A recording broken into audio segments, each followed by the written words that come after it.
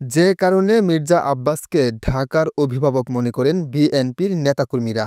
এ বিষয়ে কথা বলছেন রমনা থানা বিএনপির সাবেক সভাপতি খন্দকার তোফাজ্জল হোসেন। মির্জা আব্বাস, দেশনেত্রী বেগম খালেদা জিয়া যখন রাজনীতিতে আসেন তখন স্বৈরাচার এরশাদ বিএনপির উপর অনেক নির্যাতন, অনেক মামলা হামলা দিয়েছে। মির্জা আব্বাস দেশনেত্রী বেগম খালেদা জিয়াকে ছেড়ে উনি কখনো যাননি। যারা মির্জা আব্বাসের বিরুদ্ধে অপবাদ দেয়, এটা একটা ষড়যন্ত্র।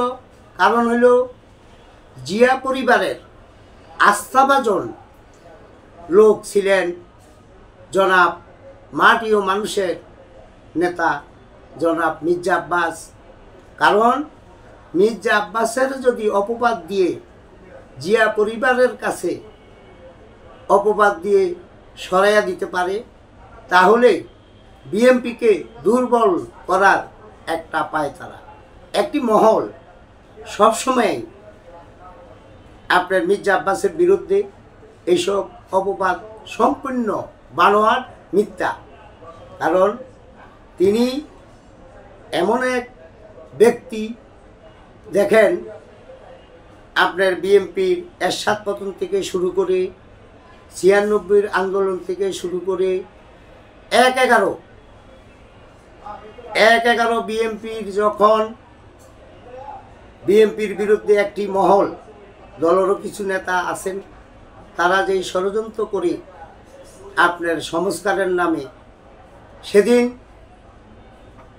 মির্জা আব্বাস, আফরোজা আব্বাস দুজনকেই ১/১১ সময় মইনুল ফখরুল ১/১১ সময় ওনাদেরকে সর্বপ্রথম জেলে যেছেন।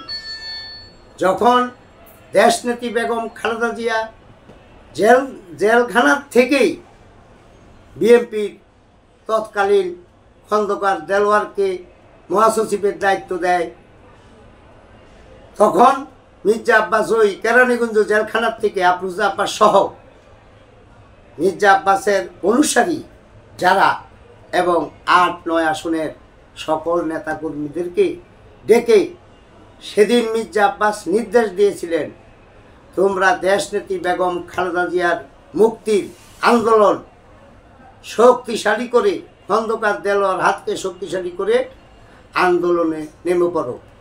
সেদিন আমরা ৮-৯ আসনের নেতা কর্মীরা খন্দকার দেলোয়ার হাতকে শক্তিশালী করে সেদিন রাজপথে নেমেছিলাম, রাজপথ কাঁপানো আন্দোলন করেছিলাম।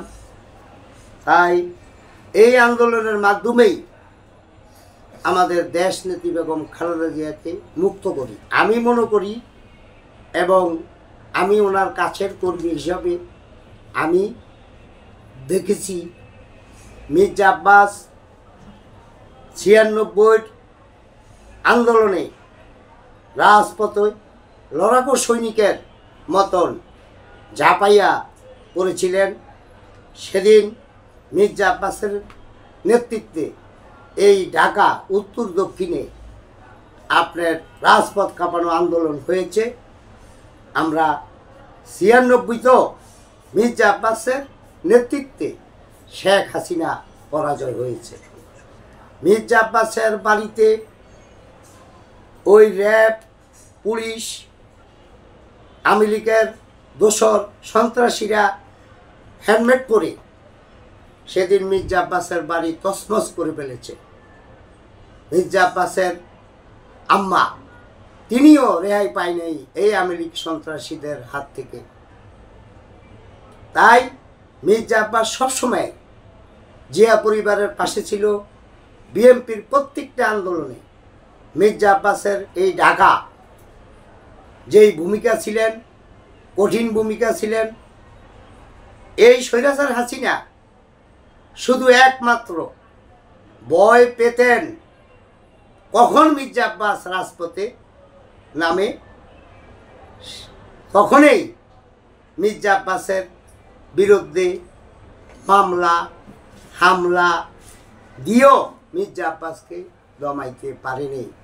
কারণ মির্জা আব্বাস এমন এক ব্যক্তি ছিলেন, এমন এক আদর্শ নেতা ছিলেন, তিনি কোনো সন্ত্রাসীর, কোনো চাঁদাবাজ, কোনো দুর্নীতির সাথে মির্জা আব্বাস কখনো আপোষ করে নেই। তিনি যখনই বিএনপির বিপদ এসেছে তখনই তিনি শক্ত হাতে তিনি নিজেই নেতৃত্ব দিয়ে এই বিএনপির প্রত্যেকটা বিপদে তিনি ওনার নেতৃত্বেই হাসিনা পতন হয়েছে, এরশাদ পতন হয়েছে, 22, 21, 24 এই পর্যন্ত মির্জা আব্বাসকে বারবার জেলখানায় নিয়ে গেছে, নিশিরাইত নিয়ে গেছে, আবার মির্জা আব্বাসকে ছেড়ে দিয়ে আবার কেরানীগঞ্জ জেলখানায় নিয়ে গেছে। তাই আমি মনে করি মির্জা আব্বাস হাসিনার বেশিরভাগ সরকারের কাছে মাথা নত করেনি।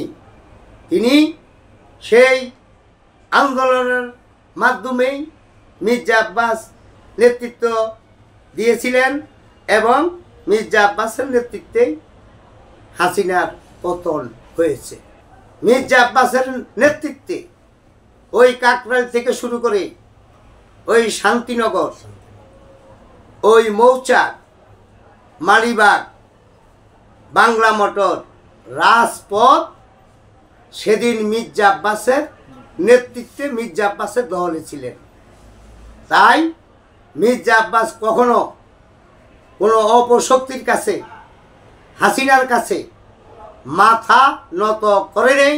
মির্জা আব্বাস এমন এক ব্যক্তি ছিলেন, জিয়াউর রহমানের আদর্শকে বাস্তবায়ন করার জন্য মির্জা আব্বাসের পরিবার অনেক ক্ষতিগ্রস্ত হয়েছে।